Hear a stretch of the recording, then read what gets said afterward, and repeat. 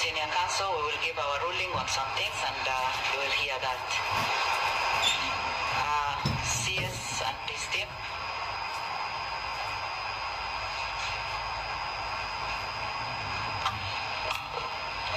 Thank you very much, Honorable Chair and members. We will comment on 4 issues by way of preliminary matters. The first issue is the whole question of witnesses and witness statements. The second will be the question of the competence of the motion before you. The third will be the request we have made on adjusting some of the timelines. And of course, the last will be the issue mentioned by my learning senior, the question of summons to some persons. I want to begin with the question of the whole witness statements and the calling of witnesses. Honorable Chair, it is our application that you decline any request on the part of the mover to call as a witness any person whose either affidavit or sworn statement was not part of the motion before you. The reason we say that is 2 matters of principle. Number 1, you are here to investigate the motion as approved by the House. This committee has no power to interrogate any other material that was not before the House. The second reason of principle, Honorable Chair, is a question of fair trial. When this motion was approved and served upon the Honorable Cabinet Secretary, he was required to respond to the motion as placed before the House, as approved by the House. And now we are being told of endeavors to introduce additional material that he has not had the opportunity to read, to review, and to respond to. This matter, Honorable Chair, is not just a procedural issue. It is a question of fundamental justice that is governed by a whole regime of 5 different sets of laws.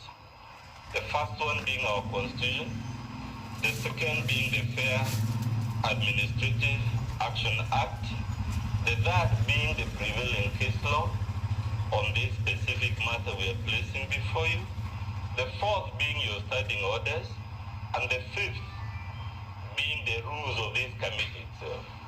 And it is our submission, as I hopefully show you shortly.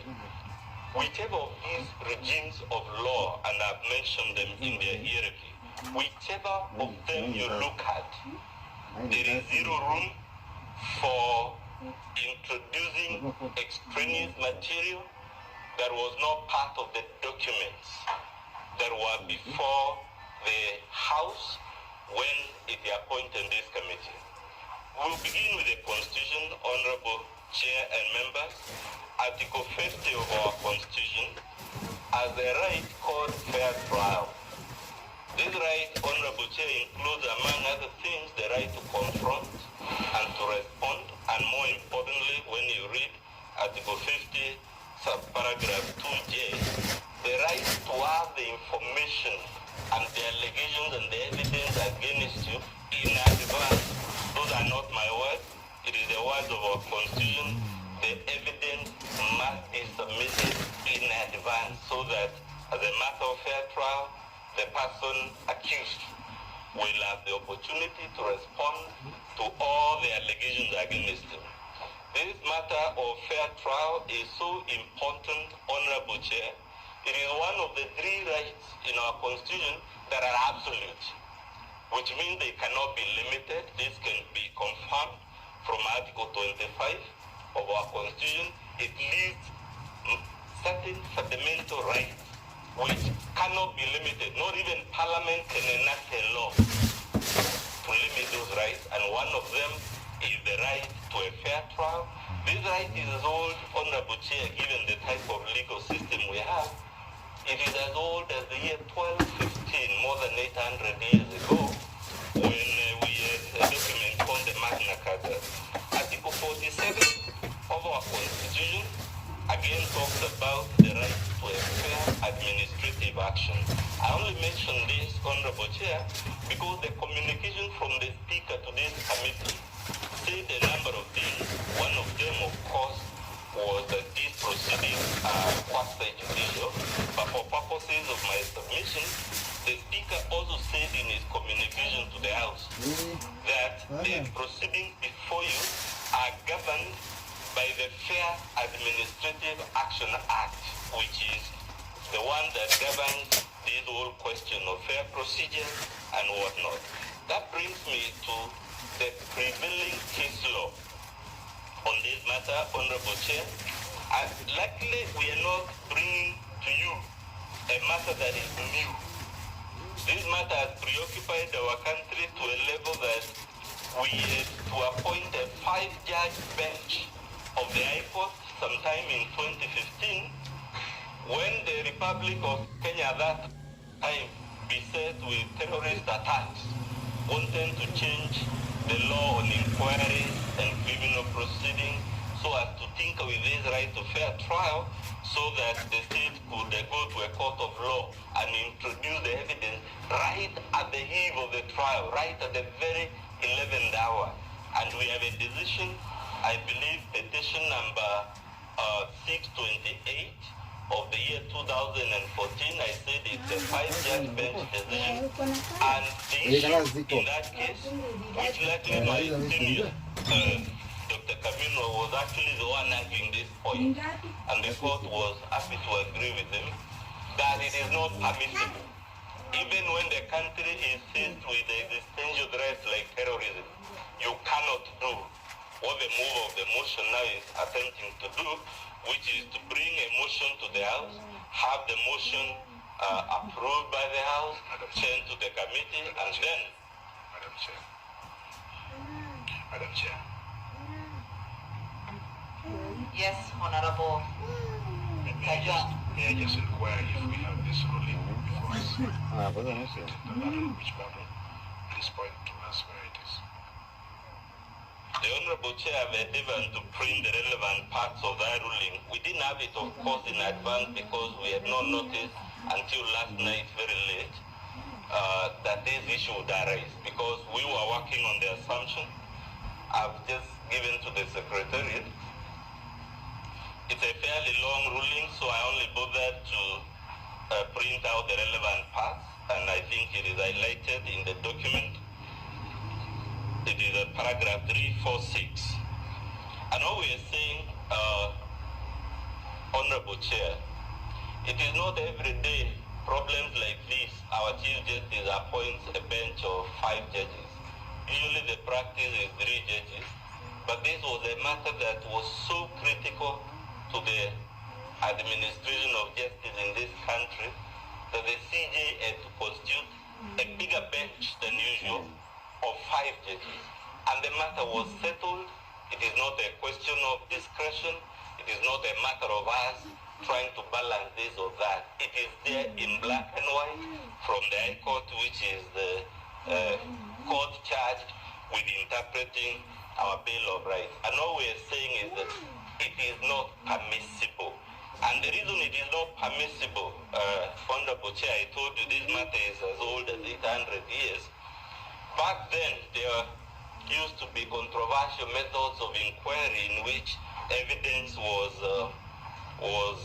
withheld until the last minute. People used to be tried before an institution called Star Chamber using very unorthodox means. In short, trials 800 years ago used to happen, for lack of a better word, even may say, where the accuser would keep surprising you, like a conjurer pulling out rabbits from his trench coat. And because this matter was so critical, Honorable Chair, it was the subject of revolutions in England. No less than 3 revolutions. In one of them, the monarch actually lost his head. And all we are trying to do is to tell you, it is not possible.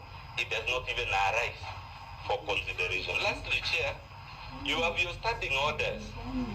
Standing Order 64 says that by the time the motion comes to the speaker for approval, it should already be accompanied by the witness statement, by sworn statements, and all other items of evidence. Those are not my words. The thinking must be that by the time you make an allegation as serious as the one before you, you had better have done your homework, you had better have done all your preparation, and you had better put forward all the material upfront so that the accused person will have then the opportunity to respond. And of course, your rules themselves, which is Rule 2, if I'm not mistaken, I am being guided by Boniface that I might be mistaken, but you've already adopted the rule again. Rule 7, consistent with your standing orders, which says that, if I may read, in presenting evidence, the sponsor of the motion shall not introduce any new evidence that was not part of the allegations against the cabinet secretary. And very lastly, Try to conclude. yes, to conclude, Honorable Chair, there is a further practical difficulty we have with these so-called witness statements. As I told you, we were only told this last evening. The cabinet secretary is unable as we speak to confirm whether one, the so-called witnesses are persons who actually registered for the fertilizer program at the inquiry, whether as a matter of fact they obtained fertilizer and from which depot and on what date. So we are completely unable, even if we so wish, given the timelines we are working on, to respond to whatever those witnesses may purport to say. And the very last point, Honorable Chair, you must be told what was the difficulty in putting up these witness statements, in getting these guys to swear their witness statements according to Standing Order 64 at the time the motion was brought before the House. I have not heard them attempt to tell you either these people were nowhere to be found, we're trying to trace them, we couldn't, one of them was in hospital, something like that. No reason has been advanced why there was non-compliance with Standing Order number 64. On the contrary, what you have is a mover that assumes, like I kept saying last night, they have a right as a matter of course to keep pulling these surprises. And for those reasons, Honorable Chair, we urge you to reject that request for additional witnesses. We will deal with the question of the defective affidavit, given I've already run out of my time. When we respond to the case, I will still beseech you to give directions on the other requests we had made, which are in writing anyway, and on the questions of summons. The parties cannot be the ones requesting you to summon anyone. It has to be the select committee exercising its own independent mind to decide we need to hear from so and so. It cannot be me, it cannot be my learned friend telling you, insisting or pushing you, summon so and so. Because a person summoned is not a witness of the cabinet secretary and is not a witness of the move of the motion. They are just someone summoned by the committee to enable it to understand something. Thank you. Thank you. Honor. I'll kindly ask my lawyer to make just a brief statement about that.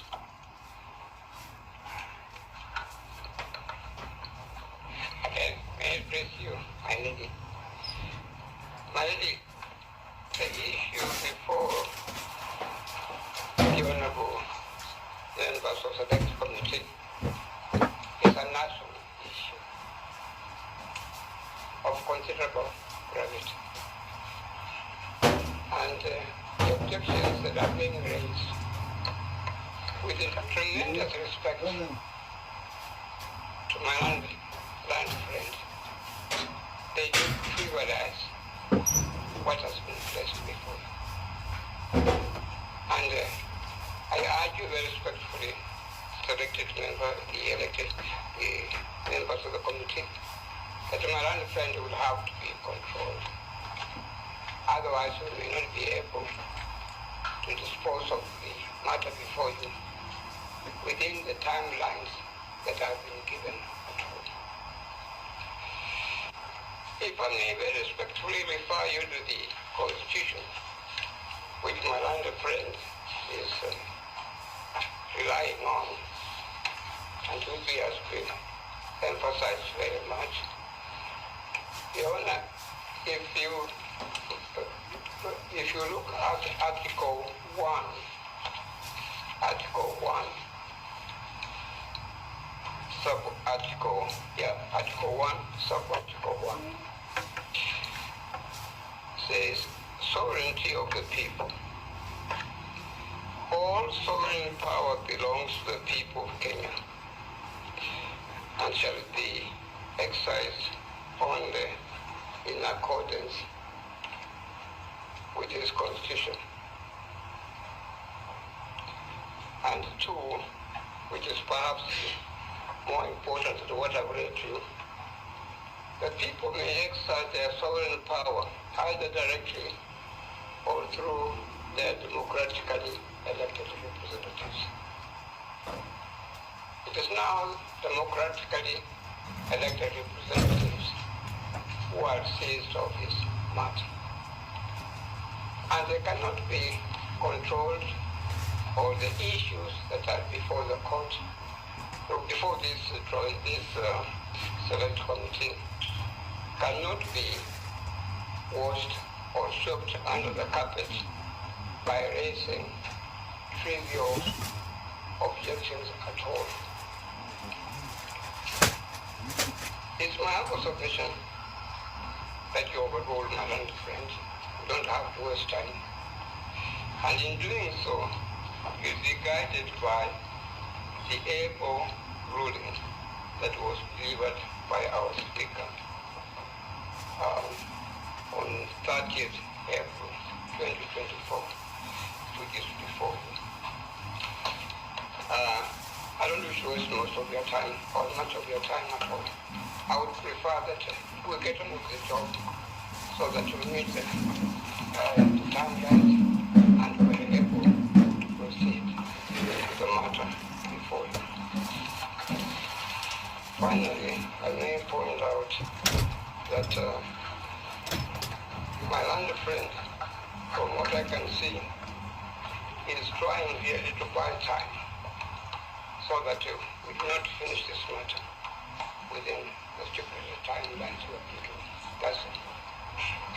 Thank you. Madam Chair, out of curiosity, if indeed the minister is innocent, why is he worried about the witnesses? This is a matter of national interest, as my lawyer has said. If indeed you are innocent, Kenyans want to know. Could be someone is trying to bring witch hunt to the minister. Let us be allowed to bring each and everybody who will set him free. The jury is in the public. When a minister, relax. Let's let Kenyans. Honorable Amboka, we are just beginning the process, and please do not rush to the conclusion, and limit yourself to the time that we have given you. And may I also advise all the other parties to adhere to the time allocated during the hearing, and also the witnesses that should note that they cannot go outside time allocated to each party. Again, it is important to note that the witnesses' submission must fit within the time allocated. If we respect that, then we'll be able to conclude on time. Now, I would want to take this time to give the ruling as per the requests that both the parties made last evening. Honorable members, given the Constitution timeline within which the committee must conclude this process, the detailed rationale behind the decision on the preliminary issues and questions will be elucidated in the committee's final report. Having said this, on the preliminary issues that the affidavit is defective, we have overruled the preliminary objection, having looked at Article 152.7 of the Constitution and Standing Orders 47-4A, 64, and 66. Number 2, it is noteworthy that it is the exclusive authority of the Speaker of the National Assembly to determine the question of admissibility of a proposed special motion for dismissal of Cabinet Secretary, a matter that was already determined. We are now at the stage of investigation by the committee, the question of admissibility having been determined by the Speaker. Number 3, consequently, I direct that committee shall proceed to hear the matter and discharge its mandate as required under Article 152(7) of the Constitution.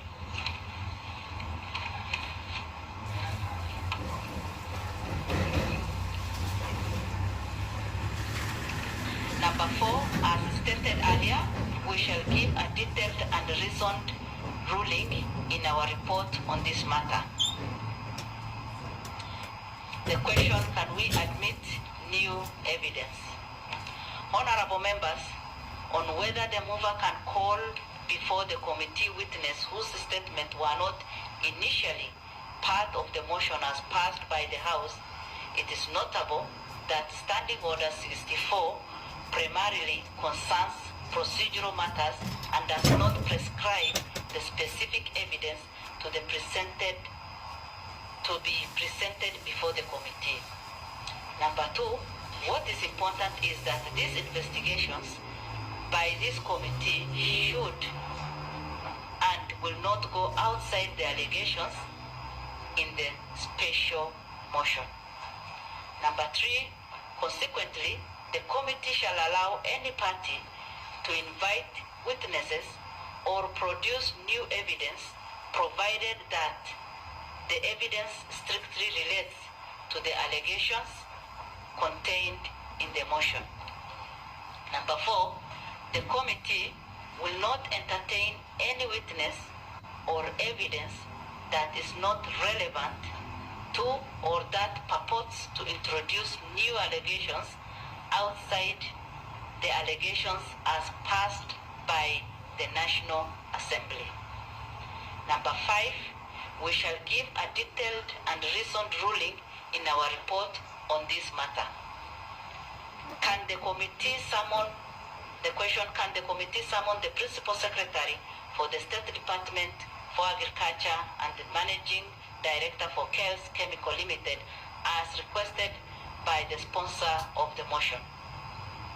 The response, Article 125 of the Constitution, Section 18 of the Parliamentary Powers and Privileges Act, Standing Order 191, and our own rules of procedures gives power to this committee to summon any person to appear before it. Having said this, Honorable Waname Wamboka should first provide the evidence for laying basis for the request so as to demonstrate the need for the exercise by the committee to summon the Principal Secretary for the State Department for Agriculture and the Managing Director for KELS Chemical Limited. The parties are accordingly guided. On referral of matters under consideration by the Select Committee, I urge all parties to restrain themselves from referring to the substance of the proceedings of the Select Committee before the committee has concluded and made up its report to the House. As per the adjustment of time, the committee has agreed that opening statement will take 40 minutes, cross-examination, and the sponsor and the cabinet secretary we have given 60 minutes, and the rest of the witnesses 20 minutes. Closing statement, 1 hour.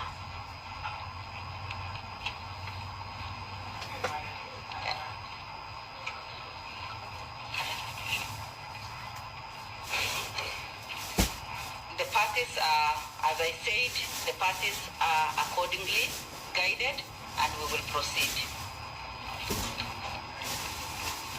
Much obliged, Your Honor.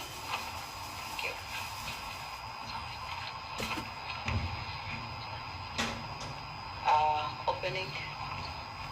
Opening statements by Honorable Wamboka, and you have 40 minutes, sorry.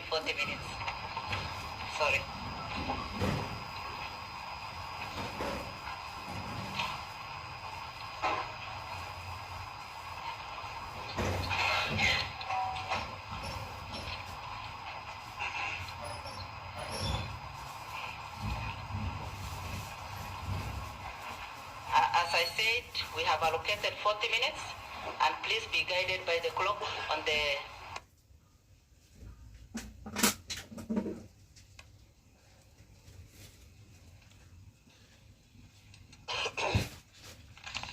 Asante sana, Madam Mwenyekiti.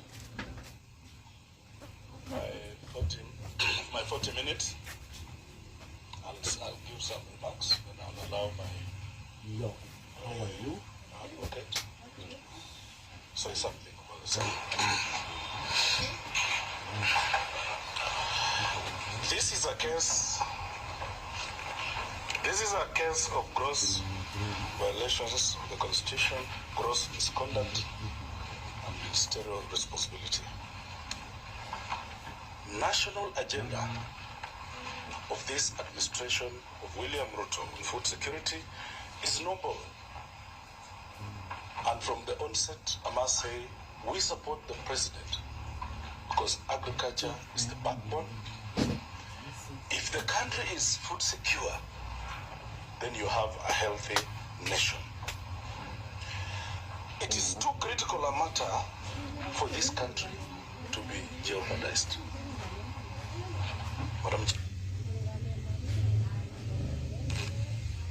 Various violations meted out against innocent Kenyans through distribution of fake fertilizer, as we will be demonstrating to this noble committee. Consumer rights have been violated, and someone must be held accountable. Ministry of Agriculture and Livestock has got ahead. Who must take responsibility?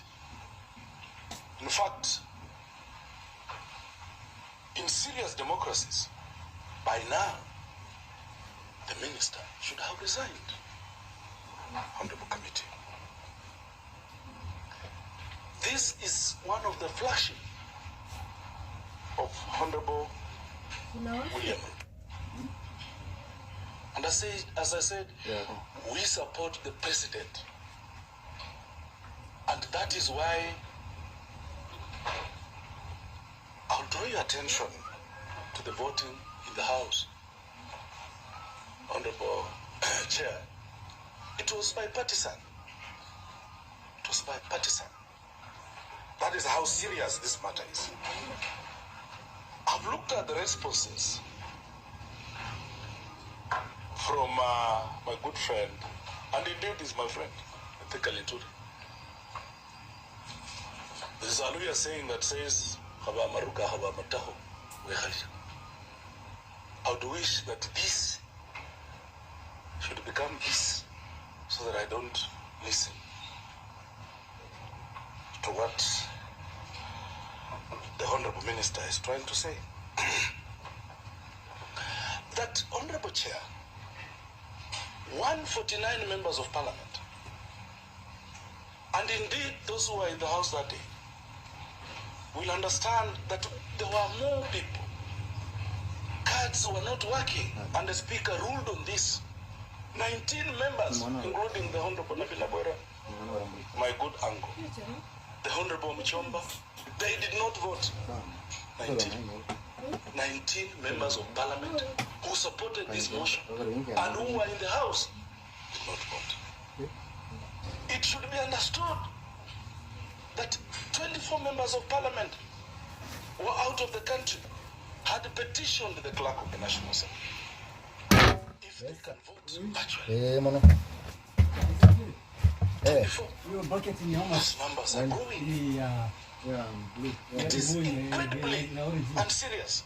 Honestly, a whole National Assembly saying something is wrong.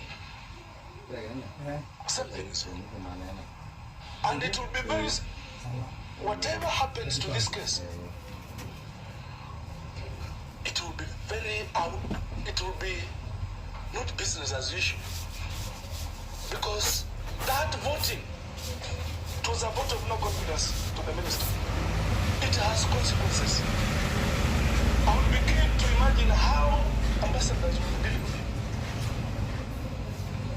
Our good friends on high moral ground, the United States, the EU, of which we shall be appealing to them. But indeed, the National Assembly has passed a vote of no confidence. In that alone, it speaks volumes.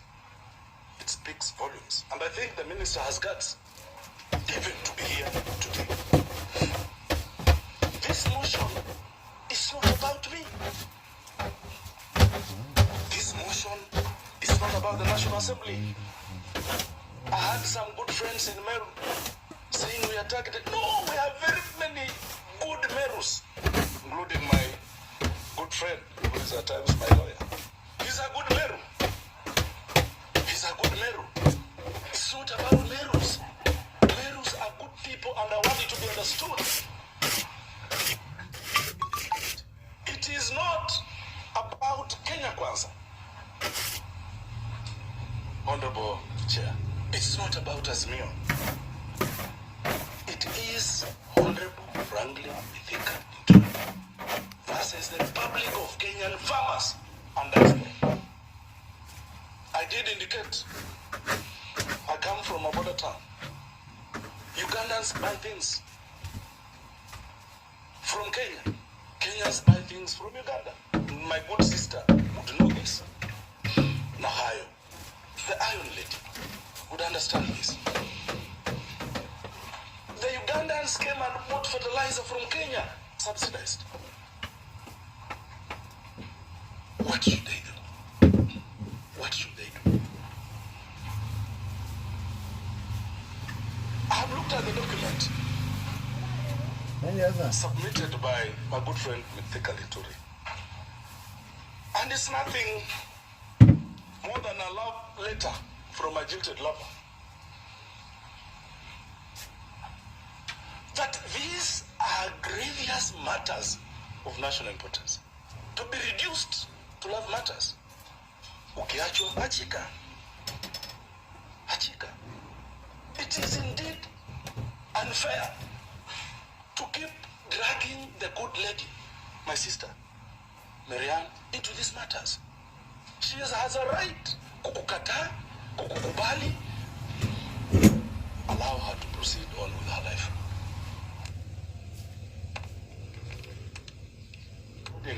The Honorable Chair, that it should be unfair that your private matters should keep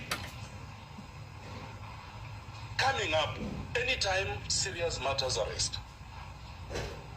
The good lady should be left in peace because she has a life, she has a family, she has children, and she needs to move on.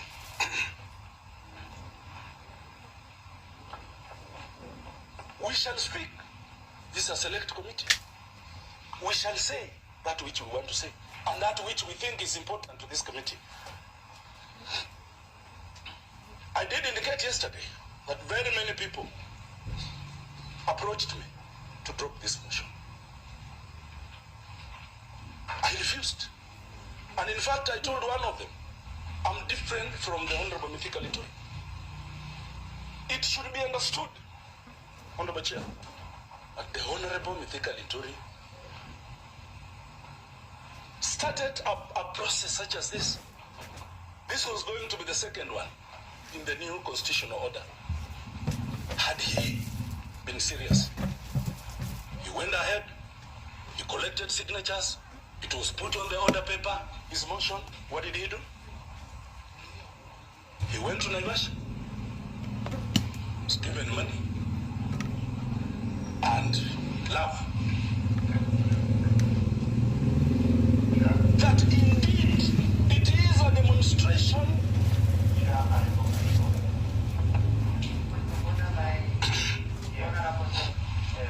we've made it very clear that any statements made by the witness, the sponsor, or the respondent must be substantiated.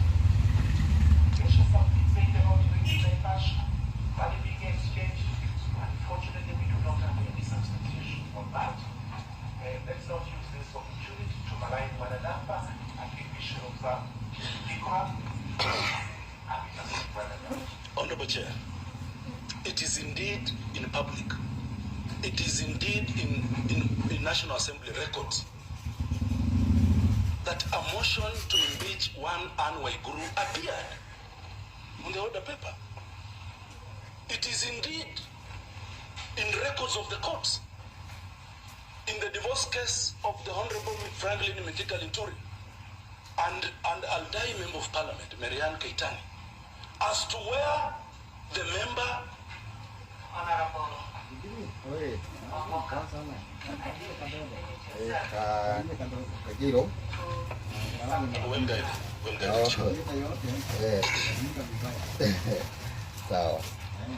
But Madam Chair, I'm a serious Kenyan. I had to do this, and I have done this. Those who don't know, I'm defined by Bayaya, Baala, Banyangali, and Batachoni clans. That definition, those sub-tribes cannot allow me to be bought, cannot allow me to be subverted. That is why we're here. It's because I'm serious, and I will die for the farmers of Kenya. The Honorable Minister has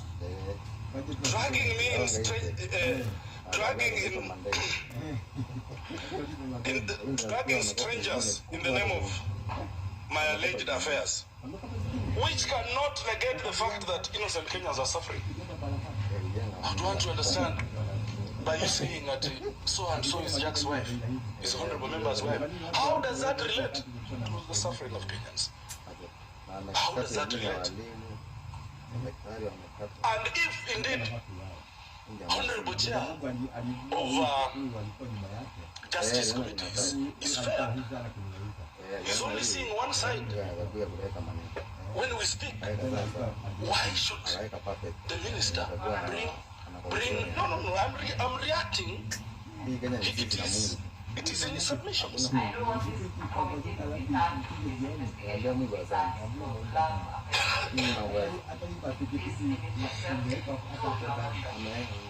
Yes, Honorable Chair, but it must be noted and be on record that in his submissions,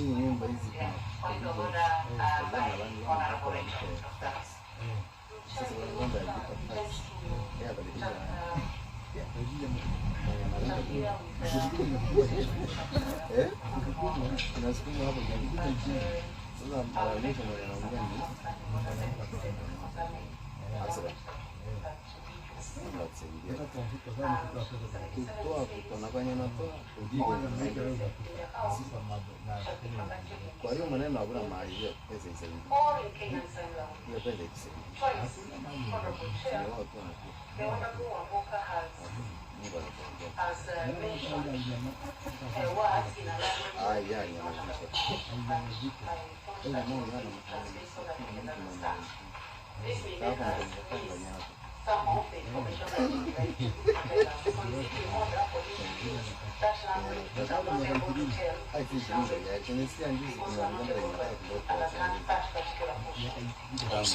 I'm sorry, Madam Chair.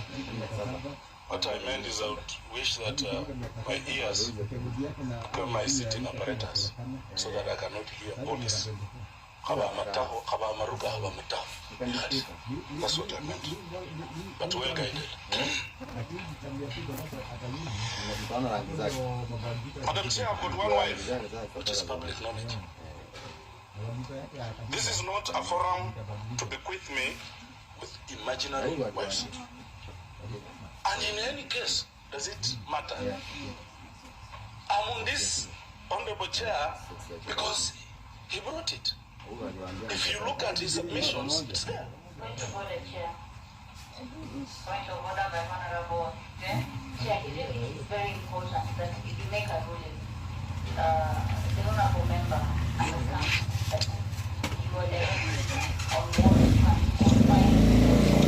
And honorable Chair, if someone disregards that ruling, you should be able to also call them out of order. Well guided. Well guided. Well guided. But just to note, this is not a divorce case. Madam Chair,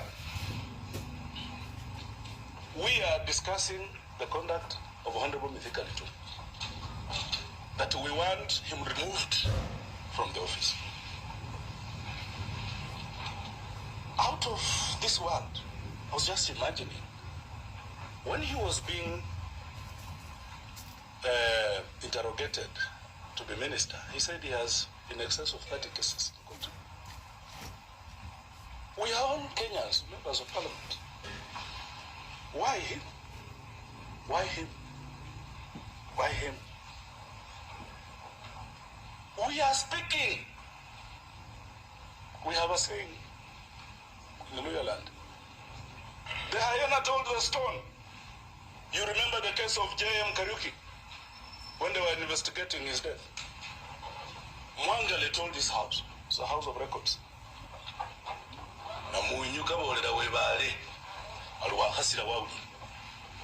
The hyena told the stone that even if you keep quiet, you've heard me, Honorable Mithika Linturi, even if through the chair, even if you keep quiet, you've heard the cries of the Kenyan people. Thank you, Madam Chair. Now call my lawyer,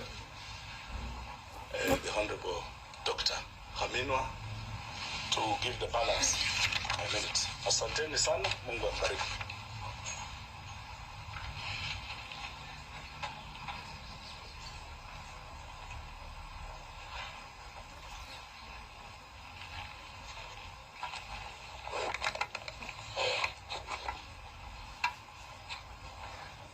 Honorable members of Select Committee,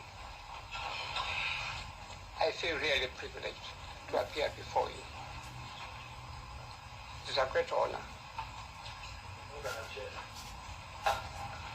Point of order by Honorable Moses. Yes, Pastor. When you're speaking from there, we are having difficulties to hear you. But again, it's there. We're clearly the same. Okay, I'll speak loudly. I'm sorry. Your ears may be like mine. I'll try to speak loudly. Honorable select members, it's a great privilege to me to appear before you, particularly at my age. Last time I appeared in this matter of this kind was when we were handling Judicial Commission of Inquiry into Goldenberg. This was set up by the then President, Mwai Kibaki, and I had the honor and the privilege of being the lead counsel in that particular case. I thank the Honorable Member Wanani Omboka for nominating me to appear for him in this matter. The matter you have before you is in some respects very substantially similar to the matter we had in Golden Park. Honorable members of the Select Committee, we have always had a problem in this country since we got independence. And the problem is of what I term, and some academics term, portfolio corruption. Individuals who have been given portfolios and they are corrupt. The word corrupt here does not necessarily mean one taking money, but one not being responsible in his job or the job that he has been given by the president or by the state. This this is the case we have in this before you today. What is important to look at is perception. Perception is important. Strictly speaking, in this case, one does not have to need evidence at all. It is a case that can be determined on perception. Honorable Linturi was given a high office of being Minister for Agriculture. If I may say so, this is perhaps the most powerful ministry in the government, which is supposed to take care of issues of poverty that we have in the country. He was responsible. He cannot turn around and say that I was not. He was responsible. And what I want to say to you, honorable members of the Select Committee, you must not try to determine this case on the technicalities. If you do so, you will be letting down Kenyans. I appear in the courts. Courts have got their own limitations. They have to go strictly by the law of evidence. Fortunately, before you, the law of evidence is not be all. You are quasi-judicial organ, and you are expected to look at this matter in much broader manner than courts would do. Courts are technical, but you are not. You can decide to go a little bit, if not, look at the whole thing and see that is so and so guilty according to perception. And that's why Wanana Wamboki, the one who was instructing me, brought this matter before you as the representatives of the people to look at the matter very, very broadly. There is a concept prevailing in academic circles or in books and so on called state capture. This country is under state capture because of corruption. And the corruption can only be minimized, can only be swept under the carpet if Parliament rises to the occasion. Courts may make a contribution, but they are controlled by technicalities, the law of evidence. This noble house is not controlled by technicalities at all. Let us go by perception. Let us look at the matter in this very broad manner and find out whether we can get a solution for the country. As politicians sometimes say, let us find out what Mama Mboga would say about this. And indeed, if you go and to carry out a census to find out what Mama Mboga would say, Mama Mboga would say, Honorable Linturi should have resigned a long time ago as a matter of principle. He should not continue to be a minister in charge of agriculture at all.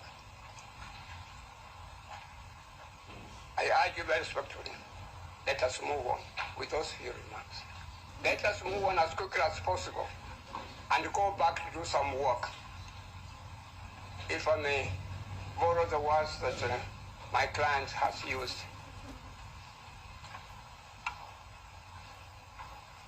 Mr. Linturi, you would have done us great honor by resigning. You would have set a big precedent, and you would have gone down in history as a big man. Thank you. I have my senior assistant, Lady Asha, who would like to say a few words. Please allow her to say something. Thank you. We allow her because you still have some time. Yeah, thank you very much. Again, may I say you have been very kind to me. I thank you sincerely. Thank you, members of this honorable committee, colleagues, and mine is to say that today is an important day in this country. This committee will set a precedence for this nation. This committee, honorable committee, will set a precedence in this country.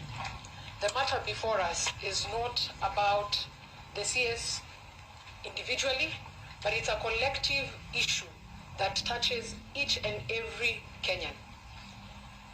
The minister, as per even his documents, has mandate before the law, and one of the functions of the CS, just to highlight, is to appoint board members of public institutions. It is important throughout this hearing we will also highlight how that was not done despite it being his mandate. As we continue with the hearing, you will realize from the bundle of documents that there is a Fertilizer and Foodstuff Act that is CAP 345. The minister has duties directly to appoint a board. Honorable members, I request that we look at this matter holistically and we do not tie down this matter to a witch hunt as has been alleged. The minister was responsible to appoint the board. The board, as you can see, we will tabulate that as per the Act, is mainly to do the job of procuring, distribution, but specifically the issue of subsidized fertilizer.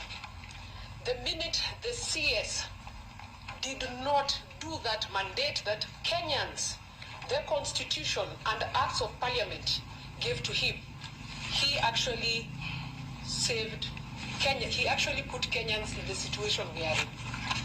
It is important to note that as a result of that, there are various violations that arose from that act that he did not commit. Mine is to request this honorable committee to look at the matters before you in a holistic manner. Remember, there are Kenyans who are affected by this. This is a matter of national interest, and I thank the committee because there were rulings also from the previous Speaker Marende on issues on public interest matters in terms of technicalities. Again, I would request that we not only limit ourselves to looking at things that do not touch the subject matter of fake fertilizer, because that is the reason we are basically here. It's not that the mover of the motion woke up one morning and said, I want to impeach the Honorable Mithika Linturi. The basis of this is that as a public interest matter, there are Kenyans out there who have the fake fertilizer, and it is in public knowledge.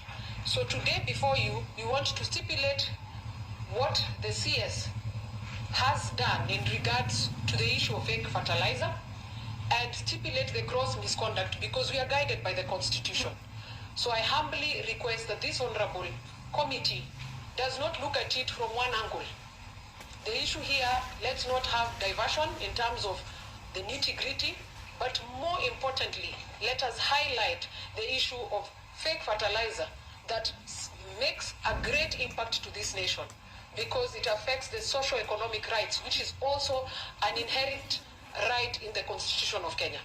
There are farmers out there who have not been able to have their produce, who have not been able to plant, and that had ripple effect not only to the farmer and the family, but to the economy and food security. So I would wish the committee to consider this thing holistically and look at the aspects that it touches. It's not about a witch hunt, about the CS. As Kenyans, we want to come to the bottom of this because food security is important to all of us. If there is food shortage, it affects all of us. Therefore, I request humbly and with humility that the committee gives us the time, just like they will give the Honorable Mithika Linturi time, to be able to table issues that touch the issue of fake fertilizer and the omission of the CS from his duties that resulted to what we are facing as a country. Thank you very much, honorable members.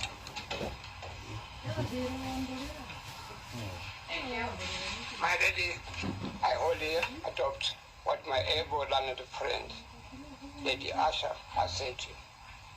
And I reiterate very politely and very respectfully, let Honorable Linturi, Cabinet Secretary, go. He is not fit to continue to be in office. Thank you, Senior Counsel.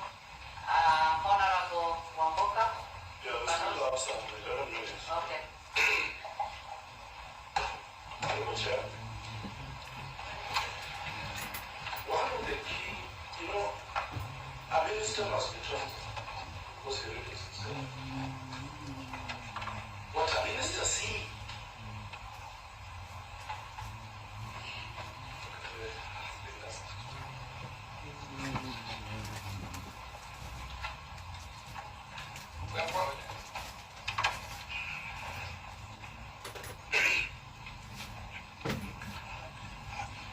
Chair, a minister holds that office in trust. A minister must be trusted. A minister has a duty to give the right information to Kenyans. As we will be demonstrating, this minister, my good friend, the Honorable Linturi, on this case of fertilizer, he gave the Kenyan public information over the same subject, 4 versions. Initially, there was no fertilizer.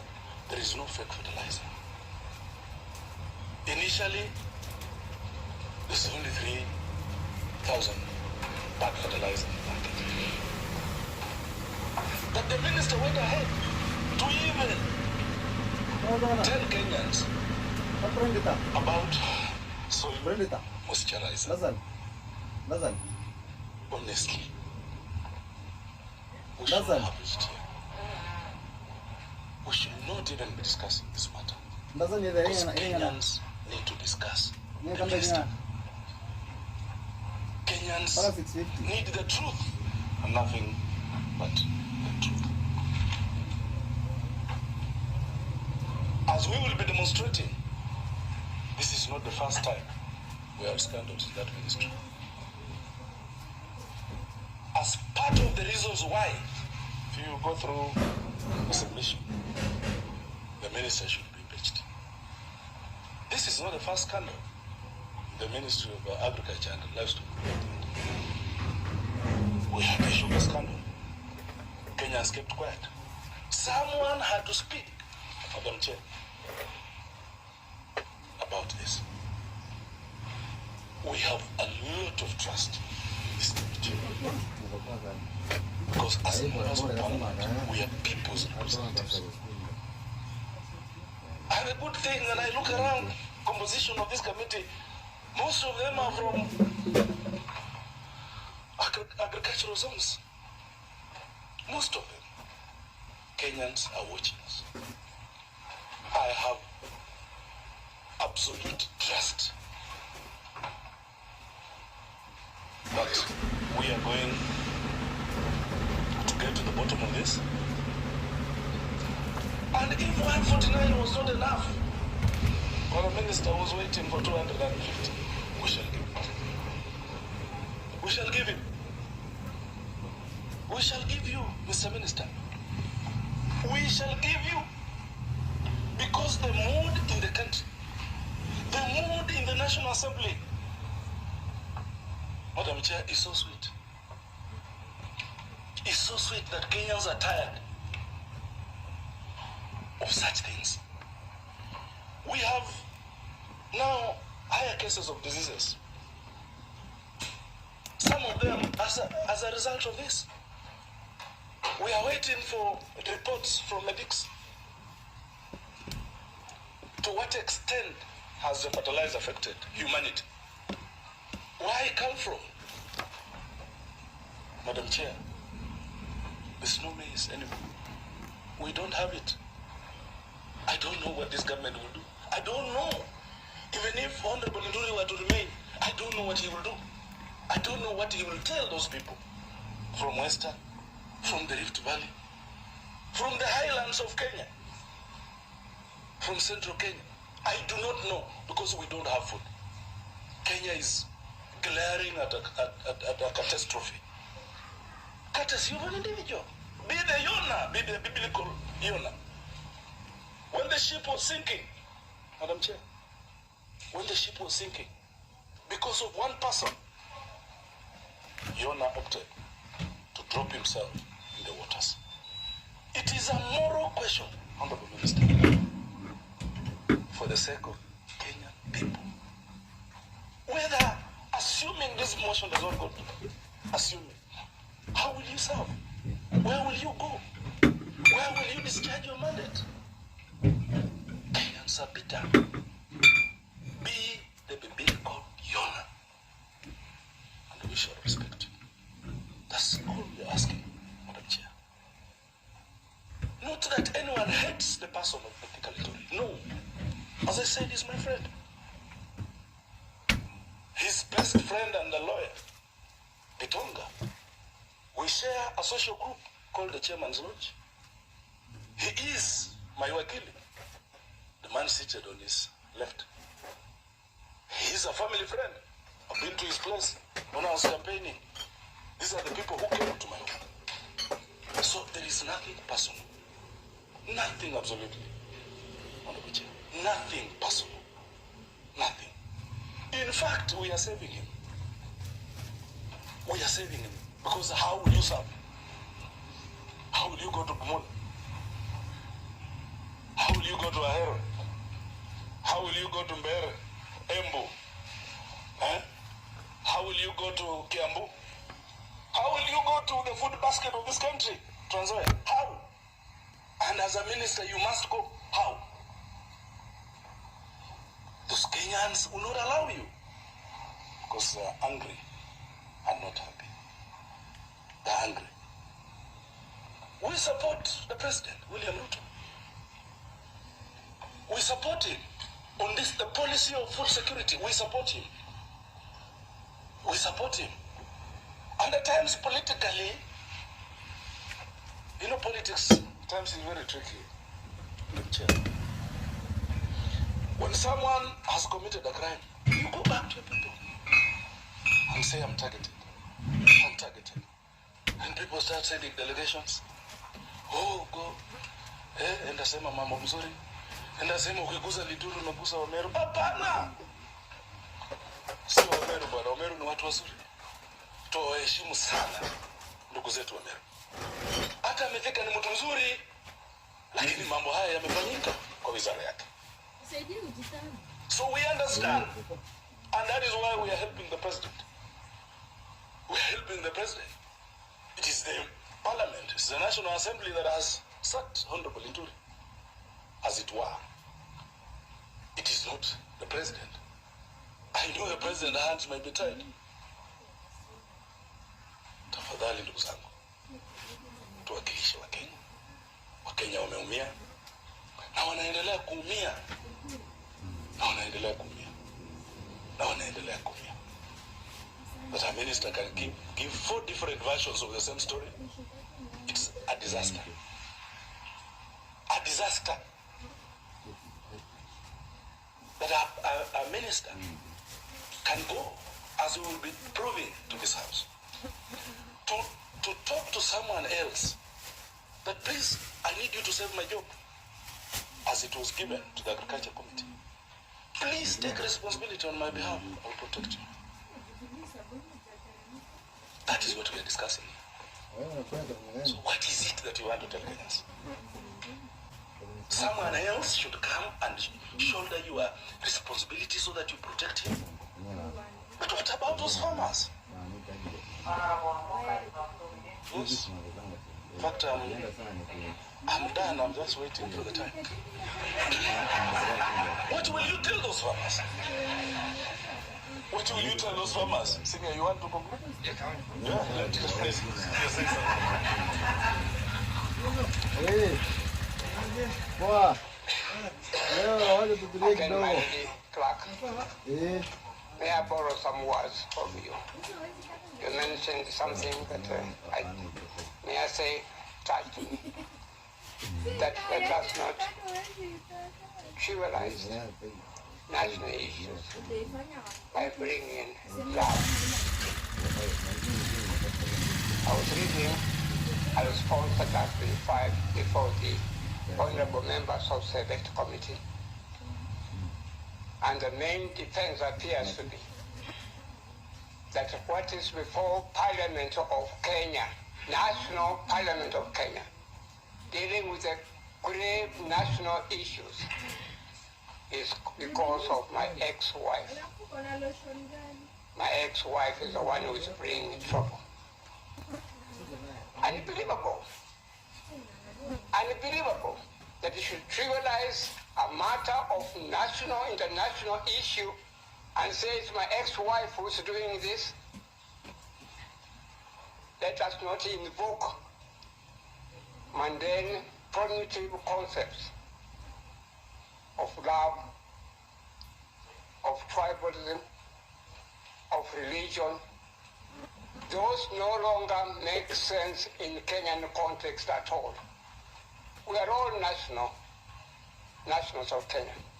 We are all concerned about Kenya. We want Kenya to move on and become like Singapore, become like Korea, the way those people came and lived in this country, studying the way that we are doing things that they were very much impressed. They have developed more than ourselves. And we have gone backwards because of corruption, portfolio corruption in the country. It's only Parliament that can save us. If it is marriage, we intermarry. I had a Kikuyu wife, unfortunately she died. I loved her. When she died, I cried. She was a good woman, Joyce. She became my child. My son, the firstborn, unfortunately is dead. He was married to a married lady. I never objected. She was a good daughter-in-law. So these things of invoking tribalism, invoking love, and so on, must cease. And you as Parliament, you must rise to the occasion and tell people like Linturi, go, we have had enough of you. Thank you. Thank you, Senior Counsel. Honorable Wamboka, please provide us with a list of your witnesses so that the members can know the individuals who will be representing you.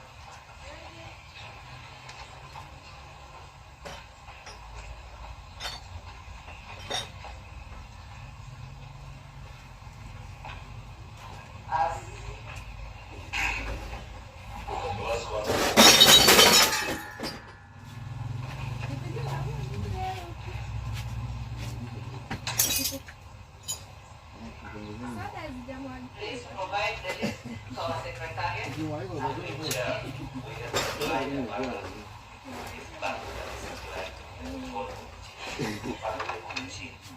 list is at page 153 of the plan. Consists of the list of documents. Thank you. I take this opportunity now to welcome CS. Jana ni bahati. Ndio kwenye mental kabisa. Ndai black hivi.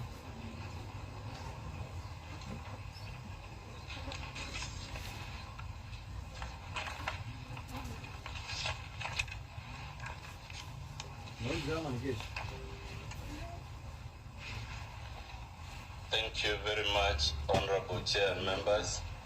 My name is Mudomi Diankolu. I'll be making the opening statement on behalf of the Cabinet Secretary.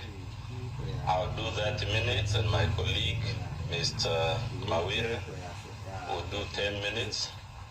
Unfortunately, sometimes my eyes is challenged, so I don't mind, Chair, if you interrupt me at the 30-minute mark, so that Mawire, because I might not be able to see the screen as clearly as it should. Honorable Chair and members, we have been wondering, and we have read this motion with a lot of keenness and we've been left wondering why we are here. Of course, we know the simple answer is that there is a motion before the House, and it was sent to this committee to investigate. Here is why we've been wondering, Honorable Chair, why we are here. The motion before you has 3 allegations. Allegation number 1 relates to the Constitution. Allegation number 2 relates to alleged crimes at the national law, which unfortunately the evidence given is evidence that arises from personal cases about love and affection.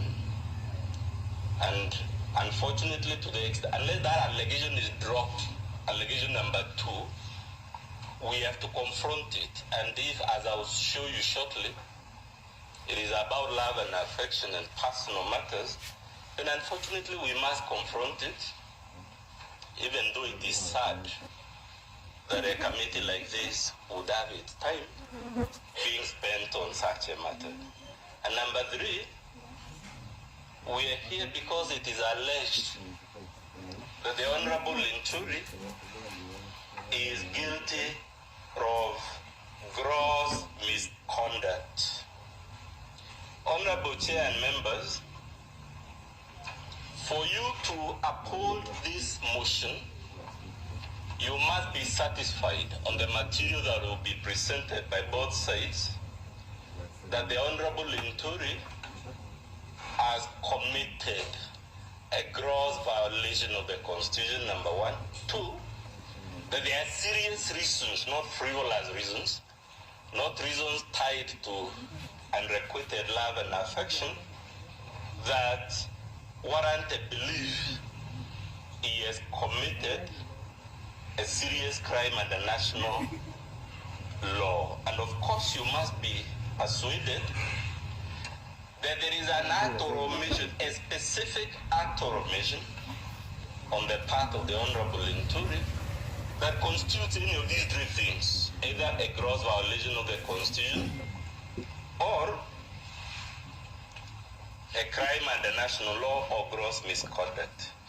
We have, in our response, Honorable Chair and members, that we filed yesterday, presented before you a decision of the Supreme Court under annexure number 7 in our BADO, specifically on pages 132 and page 190 to be more precise, on what the Apex Land Court in our land has said is the threshold that must be satisfied when you're seeking to remove a state officer from office for allegations such as the one before you. And when you read it, I will invite you to note that 1, there must be a specific act, a specific omission attributable to the Cabinet Secretary that is in question.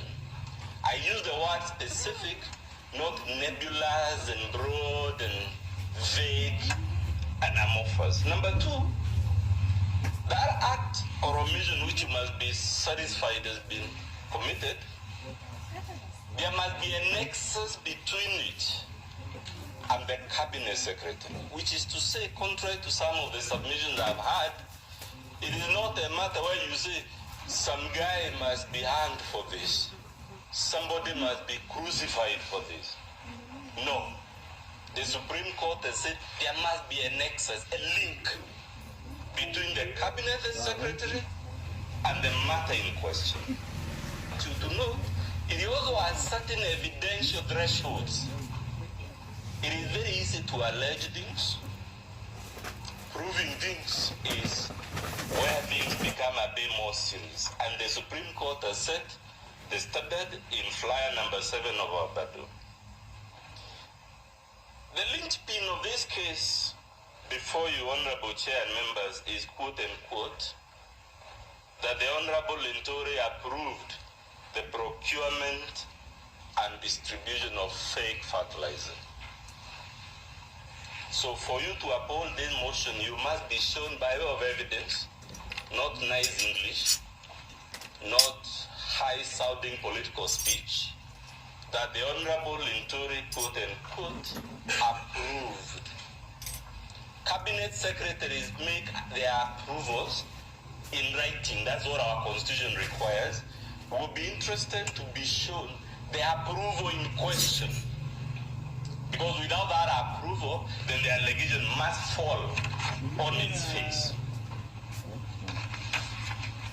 We will be urging you when we get there, Chair, to ask yourself whether, as a matter of law and fact, two things, law and fact, whether the Cabinet Secretary for Agriculture or indeed any other Cabinet Secretary is allowed, as a matter of law or fact, to approve procurement decisions, whether as a matter of fact the Honorable Linturi approved or in any other way engaged in any act or omission that can warrant the accusation that he approved the procurement of fake fertilizer. When we get there, Chair, we'll urge you to read document number 3 in our battle, and document number 10, and document number 21 in our battle. And we'll be urging you to check and to find that when you read those documents,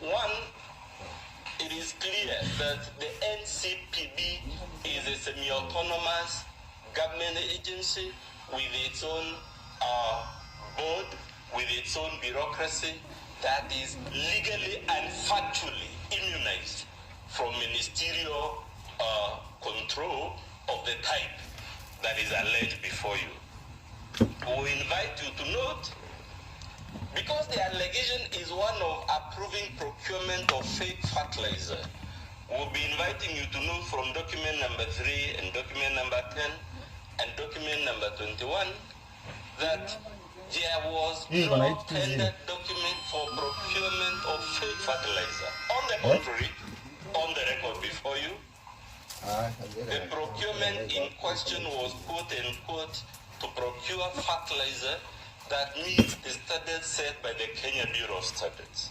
You will note from those documents that the accused person before you even took steps as per the document number 21 to remind that semi-autonomous government agency that they had to procure fertilizer that meets the specifications and standards set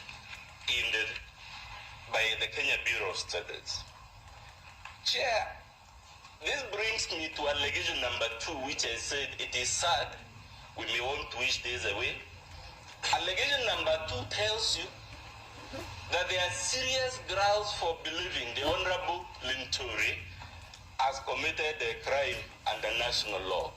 What is the material that has been placed before you at pages 15 to 17 in support of that allegation? I mean page 15 to 17 of the motion before you.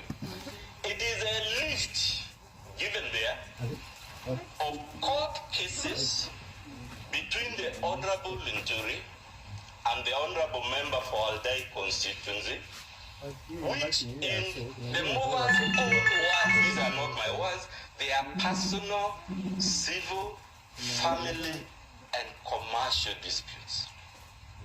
So it is not as Honorable Chair that I brought a matter of love, affection, and personal vendetta before you. It is ground 2 of the allegation on the record. All those 12, 15 or so cases cited there are personal disputes between the Honorable Linturi and the Honorable Member for Aldai constituency. And when we get there, the $1 million question is, if this is not a trivial matter of love, God, sour, how did the mover of the motion use material of personal family disputes as the core basis upon which an entire allegation number 2 of his motion is based.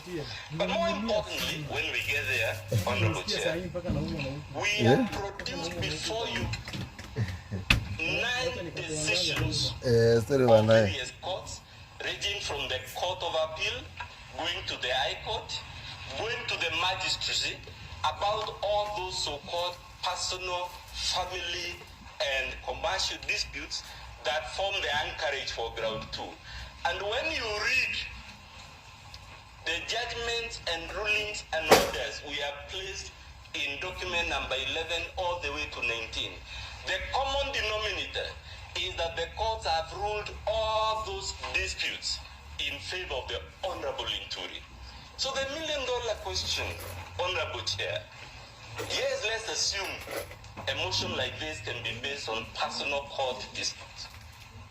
Does it mean if someone loses court cases, they have lost at the Court of Appeal, which is the highest court on those matters, they can't go to the Supreme Court.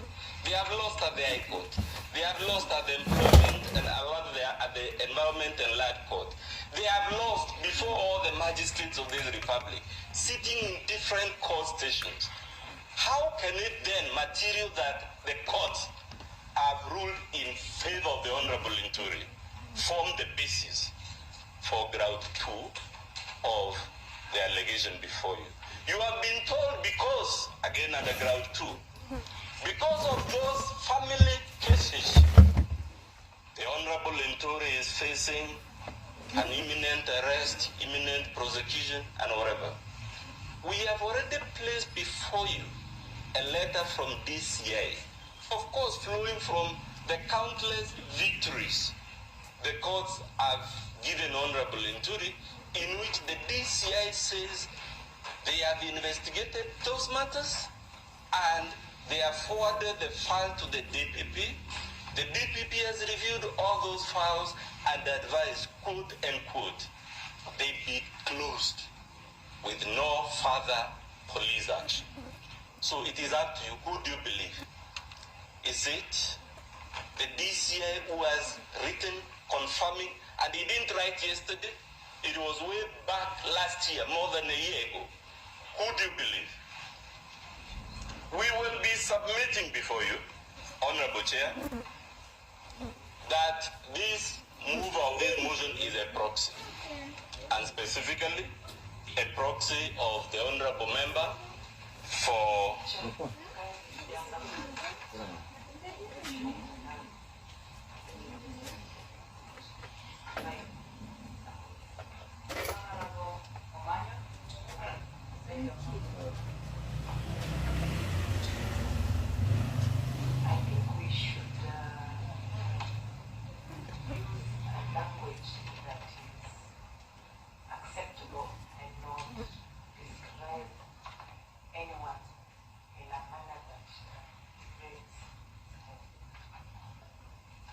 so that we don't waste time. I'm happy to withdraw the word proxy, Chair. I would also suggest when the interjection might clock be stopped because they eat on the time. So I will rephrase, Honorable Chair, and say that the real mover of this motion before you is the Honorable Member for Aldai. We shall play before you when we get there video evidence, specifically video number 4, that confirms that. We shall invite you to look at all the cases that form the basis of ground number 2, of allegation number 2. They are all cases between the Honorable Linturi and the Honorable Member for Aldai. We will be asking you to look at page 252 on document number 10 of our bundle, which will confirm to you that this allegation is actually a lie. And it confirmed the DCI, the ODPP, closed all these matters with a formal recommendation for no further police action on the 31st of May last year. And then, of course, we will be asking you, Honorable Chair, when we get there, all these so-called family, criminal, civil, and family and commercial disputes, they were matters that the House considered when it approved the Honorable Linturi. Is this motion seeking to reopen a decision already the House made to the extent that it has aggraved 2 of the motion? Is it seeking to reopen a matter the House considered, cases it considered, allegations it considered, and nonetheless approved? And when we get there, we'll be humbly suggesting to you, it is not possible. A cabinet secretary cannot be removed from office on account of matters that the House already considered in making the decision to approve their appointment. And while on that matter, Honorable Chair will also be telling you, all those family law disputes anyway revolve around acts and omissions that took place or allegedly took place before the appointment of the Honorable Linturi as a cabinet secretary. So again, the question will be asking you, does Article 152 of our Constitution provide for removal for conduct while in office, or does it provide for removal for conduct prior to assuming office? And of course, when we get there, our submission will be for matters that allegedly happened before appointment. Those are matters that belong to the committee that vetted the Honorable Linturi. And on the record, because there is a house of record, it should be clear from your answer that those matters were indeed, as a matter of fact, considered by the House. Allegation 3, Honorable Chair and members, is the one we found quite interesting. It claims the Honorable Linturi should be removed from office for 2 things. Well, they still mention the personal love issues, but 2 additional things. They say one of them is the Honorable Linturi was involved in a spat with journalists. And because he was involved in a spat with journalists, the president should dismiss him by resolution of the House. Number 2, it says, the Honorable Linturi stormed some factory and ordered its closure. What is interesting about this allegation is the evidence given in support of it. It is a letter supposedly authored by Senior Counsel Ahmed Nasir Abdullahis and a press statement. I repeat, Honorable Chair, a press statement. That's the evidence. Not by the journalist supposedly assaulted by the Honorable Linturi, but by the President of the Law Society of Kenya, who is not a journalist, who does not claim to have been present at the time when the so-called spat occurred, and will be trying to tell you it is all hearsay on the back of hearsay. And when we get there, we'll be, of course, telling you why hearsay cannot justify the making of allegations such as the ones before you.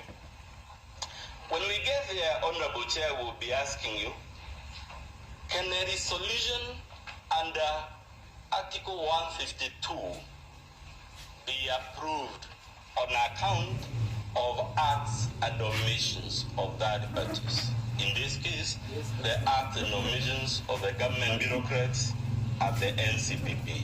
Or must there be an excess, as we were told by the Supreme Court?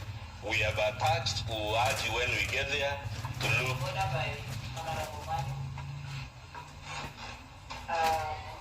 The Council for CS Linturi has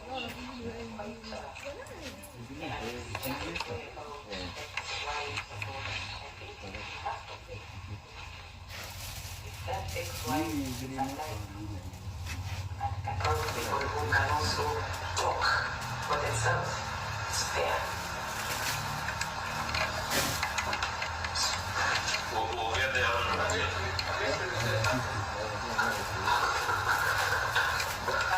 Proceed. The ex-wife is very much alive.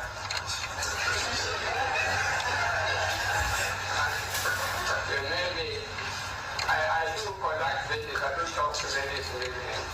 I talked to her last night. She's very much alive.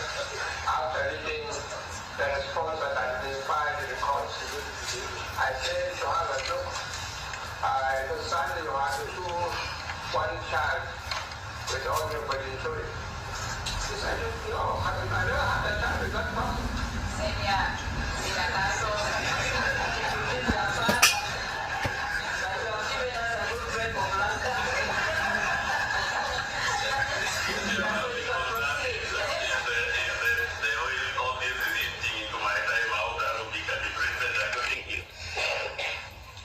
But Chair, I was about to tell you that the person I have come to represent here is a man who has held many state offices in which he has served with honor and distinction.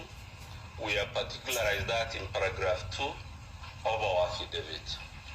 The man I represent, contrary now to the calumny read large in our press and other fora, has actually had very impressive performance as a cabinet secretary, recognized not by himself, not by his ministry, but indeed by independent agencies of state that are not under his control and direction. And to that extent, when we get there, we will show you a document, I believe number 4 in our response, from the Central Bank of Kenya. And I think even the haters of Linturi will agree, Honorable Chair, that the Central Bank of Kenya is one of our most credible public institutions. So if such an institution tells you Linturi has achieved phenomenal success as a cabinet secretary for agriculture, it must count for something. You may no need to buy it entirely, but it must surely count for something. The man I've come to represent here, Honorable Chair, unfortunately, has been the victim between 2018 and 2022 for a 5-year period of a state-sponsored public shaming, public vilification, public defamation campaign. We are mentioning this, Chair, because as human beings, there is a tendency sometimes to say, it is that bad guy again. The Honorable Linturi, of course, as you'll find in his response about this issue, is that this campaign was sponsored by the previous administration, which again latched onto the personal, commercial, family disputes. So that at every TV broadcast for those 5 years, at every possible newspaper headline, at every possible FM radio show, it was always Linturi the bad guy. And specifically, I represent a man who has been painted to the world as an incorrigible womanizer, criminal, fraudster, thug, scoundrel. You can call it whatever. I represent a man who, unfortunately, for lack of a better word, Honorable Chair, is the dog that has been given a bad name. But we must tell the move of this motion, we don't dismiss people from state office because they have a bad reputation, especially when that reputation is an artificial creation of a previous administration that was only doing this to punish the Honorable Linturi for supporting the candidature of the Honorable William Ruto as President of the Republic of Kenya, as opposed to the other candidature that the administration then in place preferred. What I'm trying to tell you, Honorable Chair. May I say something? Sorry, Chair. May I raise an objection? Senior Counsel, just a minute. Honorable Edgar. No, on account of his age, he can go first. Senior Counsel. May I say, I'm most grateful to my current friend that he acknowledged yesterday in a question. Now, may I say this to my able current friend? We must move from this culture, which was suddenly kind days of keeping on mentioning the head of state in proceedings in order to get sympathy. appreciation and respect. His Excellency William Ruto is not a party to these proceedings. We do not mention his name at all, so that we impress anybody. Let us move from this culture of moving from rule of nation head of state. You don't get such a thing in England where people are mentioned that winning in the proceedings or the families in the proceedings and so on. Nobody has done anything against Linturi because he was not friendly to the previous regime headed by the Executive Method, or because he is close to His Excellency William Ruto. Let us keep out and mention names of heads of state. Thank you, Senator. Honorable Major. Well, I think we need to be relevant. Even in open submissions, you must be relevant to the facts in issue. Those facts are fake fertilizer, and the ones you call love and affliction, whatever they are. To get into politics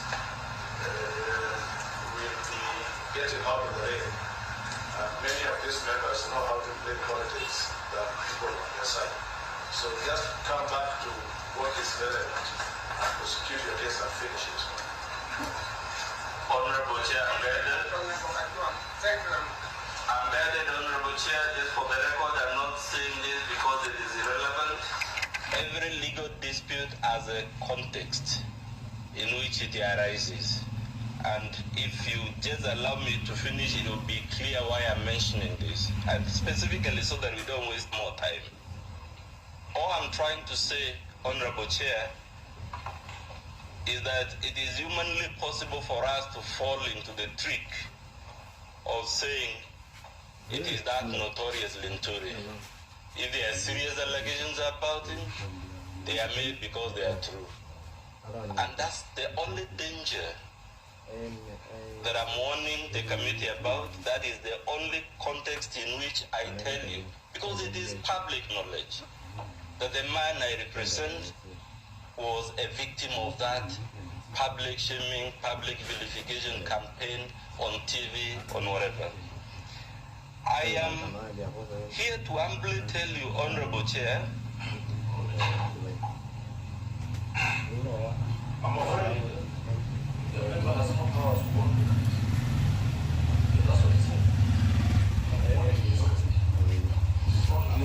it's a legal term, Chair. I think my colleague, when we say warning, it's not in the ordinary sense of the word.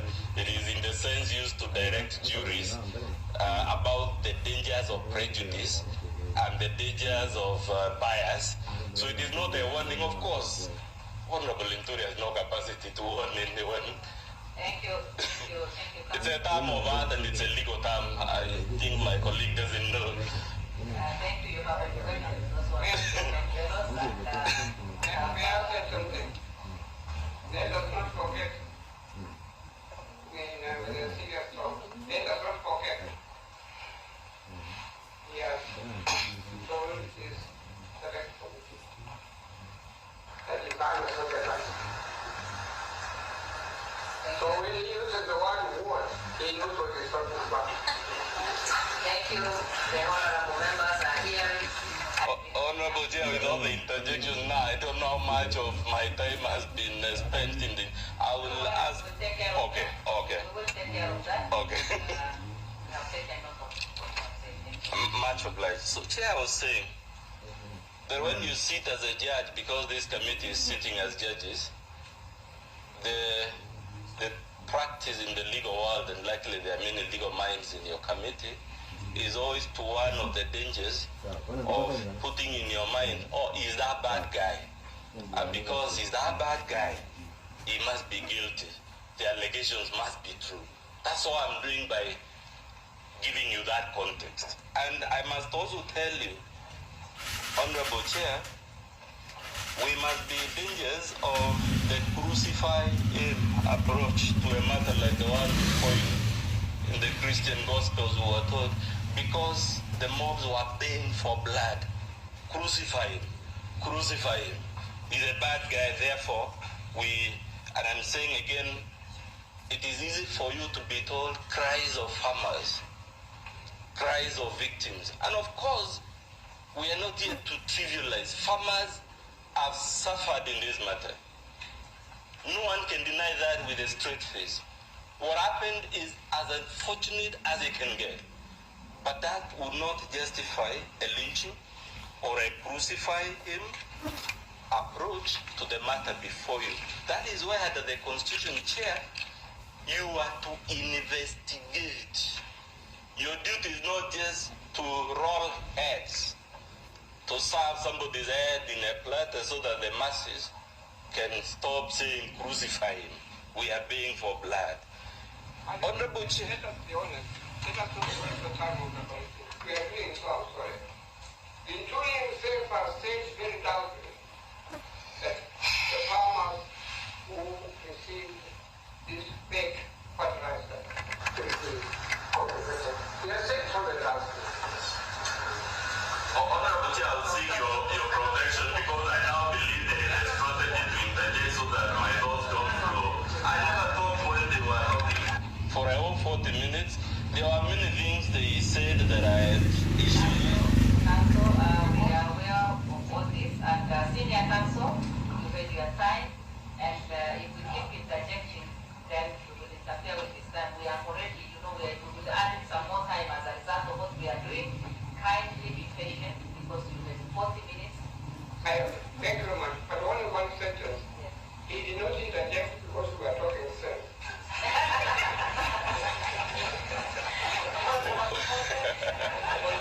We'll leave that to the committee, Honorable Chair.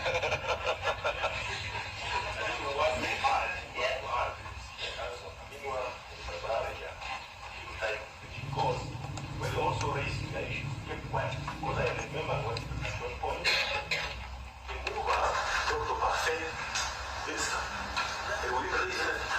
So let us allow it to proceed the way we allowed also. First, Yeah, I think we have already said that. It's supposed to be neutral, so he's saying we did.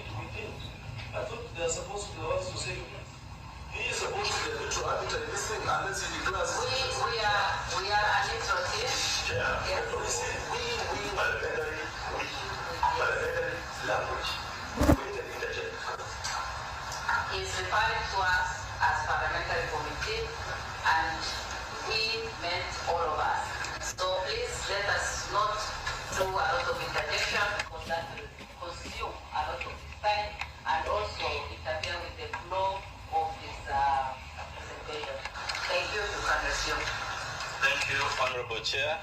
And I was saying it is because of these dangers of bias, prejudice, that our law forbids the use of character evidence, disposition evidence, similar fact evidence.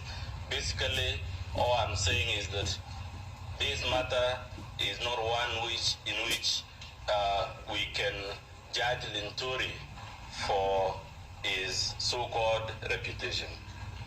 I now come to the mandate of this committee, Honorable Chair, as directed by the Speaker. The Speaker said these proceedings are quasi-judicial and they have to be characterized by heightened degrees of conscientiousness, fairness, transparency, and whatnot. My understanding, Chair, of which I could be wrong, is that this committee is sitting as judges. You're not sitting in this committee in your capacity as members of the National Assembly. You're not sitting in this committee as representatives of whatever political commission. I think we know. Can we focus on what we Honorable Thank you very much. please, there's a lot of interference. Yes, but it's our rules. Can we listen to him first and then we will make our judgment? Point of order, Chair. I think let's go back to that essence that for the opening remarks, somebody should not be interrupted. I think that is the basics of it. That's what I'm trying to It's say. unfortunate we allowed it, but I think, Chair, you need to understand. For opening remarks, there are no interruptions whatsoever. And I wonder why we are getting emotional.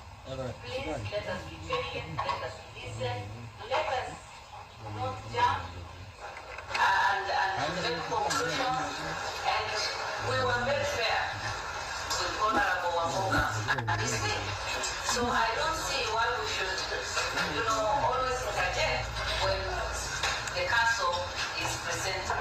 Please let us be patient and give him the remaining time, please.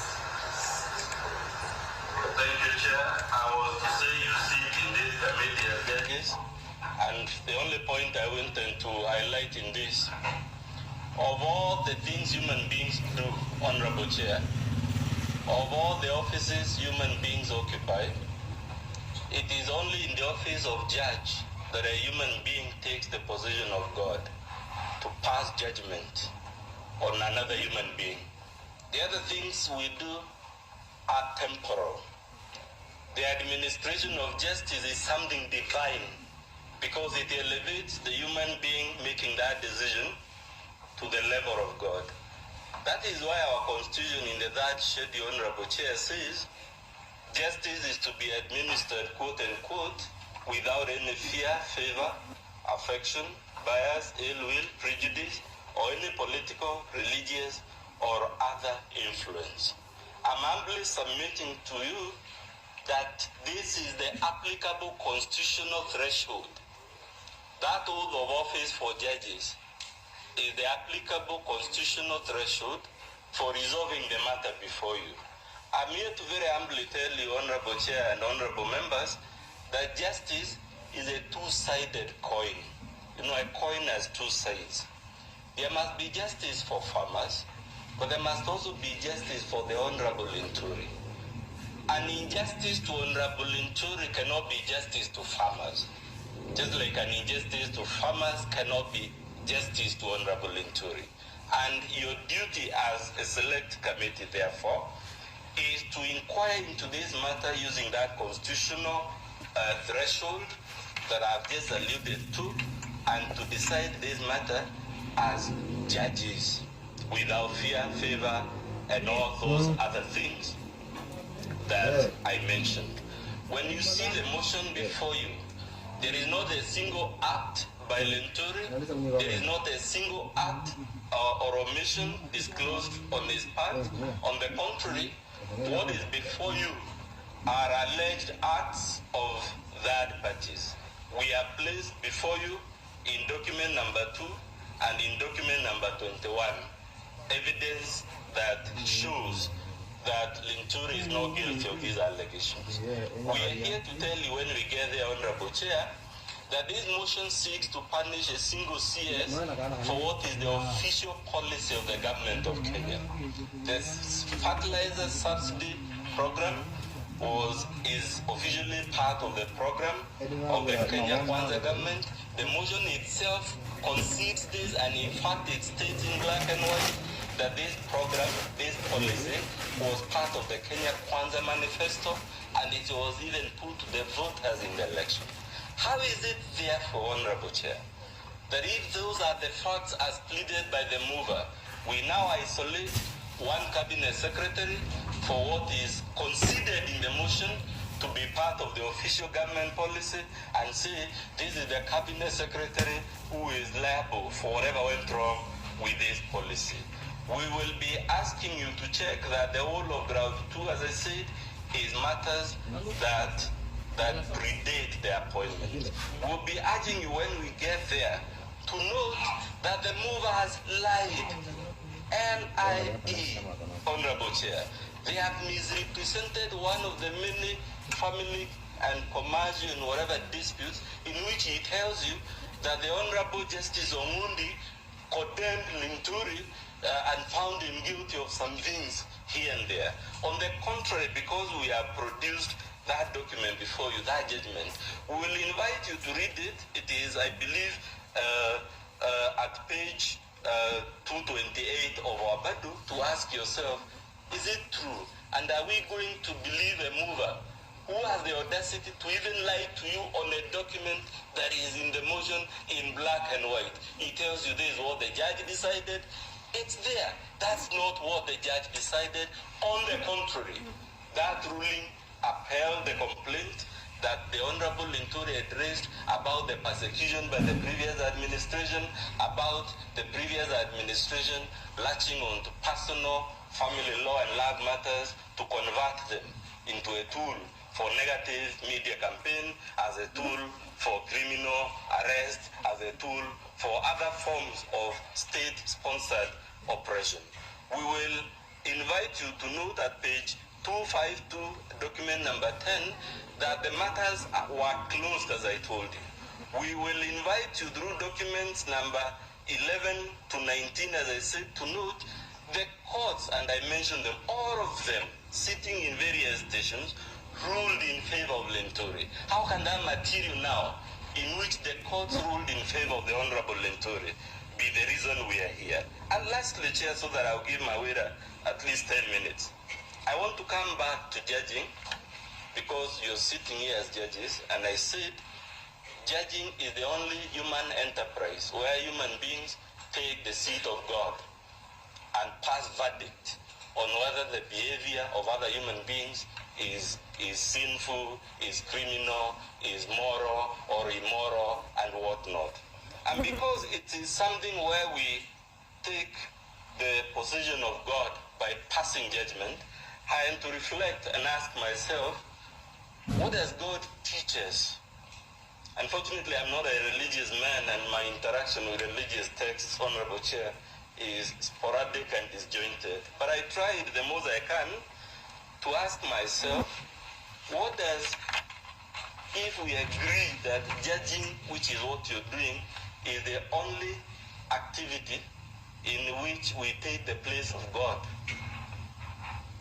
And I asked myself, from Islam, what we learn? Because the dominant religions in Kenya are Islam and Christianity. In Islam, I checked one of the hadiths, Hadith 3566.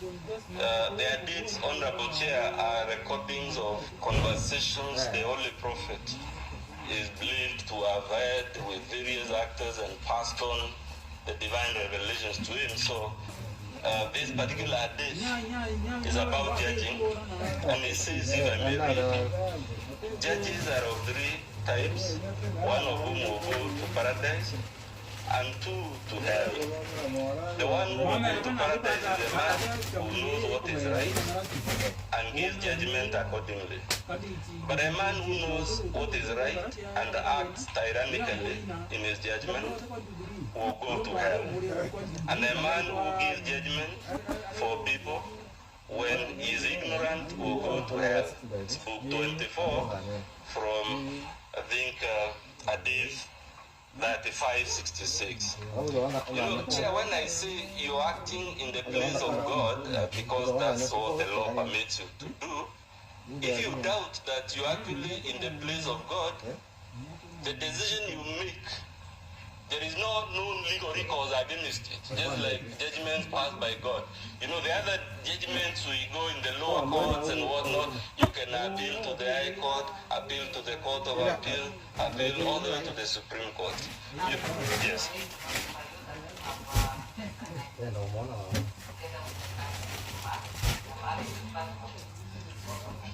Can I assume you will allow my friend the 10 minutes I prayed for? Unfortunately, all the interjections now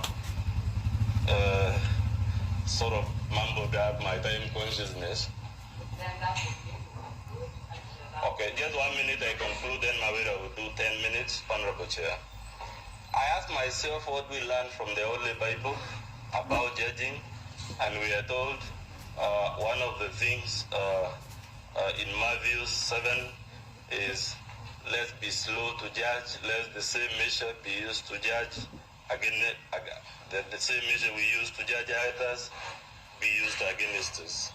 We are told in another biblical text about judging the speck in your brother's eye and forgetting the log in your own eye.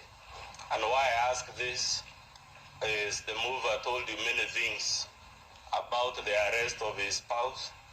And for me, the question is, where did he get the courage to move this motion when, as he was prosecuting it, his own spouse was defending herself in criminal proceedings for fraud?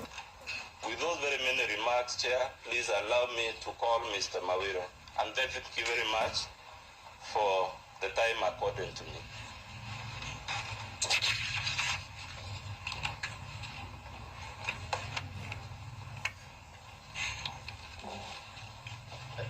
Honorable Chair and the members. My name is Boniface Mawira. I will begin from what Malala Singer was alluding to, the issue of the judgment that the mover or the sponsor of this motion has referred to in allegation number 2.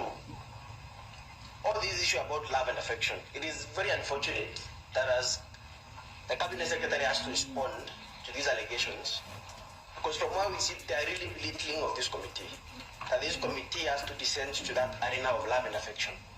But because the Cabinet Secretary must respond, then we are compelled, Honorable Chair, to bring to your attention that there are 3 judgments, a judgment and 2 rulings. There are 3 judicial decisions by the courts of this republic that in all 3 judgments, the courts, judges have found in favor of Honorable Linturi that all these allegations of uttering false documents, procuring execution of documents through false pretenses, allegations of forgery and fraud. These 3 different courts sitting in different stations in the Republic are found in his favor. And they have held in the judgment of 30th November that the mover has referred to in his motion, specifically ground 2, that the allegations of forgery, the allegations of uttering false documents, procuring false execution of documents, all those allegations are untrue. And that is why we say, Honorable Speaker, Honorable Chair, the members, that the mover has seriously mischaracterized the judgment of 30th of November 2021, which you have referred to in our response. Even more importantly, Honorable Chair, you will note that ground 1E, allegation 1E in the motion, it talks about alleged gross violation of Article 152 of the Article 152, 5 to 10 of the Constitution. We submit in response, Honorable Chair, that those provisions of the Constitution are incapable of breach by a Cabinet Secretary. There is no duty imposed in law on the Cabinet Secretary by Article 152 of the Constitution. Article 152 of the Constitution merely talks about the powers of the President to appoint a Cabinet Secretary, and even the powers of this committee, or even the National Assembly at large, to dismiss in the event there are motion calling for the dismissal of a Cabinet Secretary is upheld. So there is no specific duty imposed in law for the Cabinet Secretary under that constitutional provision. So it must therefore be that that constitutional provision is incapable of breach by the Cabinet Secretary. Honorable Chair, all the judgments that have been that are referred to in the motion under allegation number 2 about serious reasons to believe that the CS has committed a crime under national and international law, all those judgments that relate to this love and affection, all these judgments and all these matters that are referred to, all those court cases, they predate his appointment as CS. These are matters that were disclosed to the committee on appointment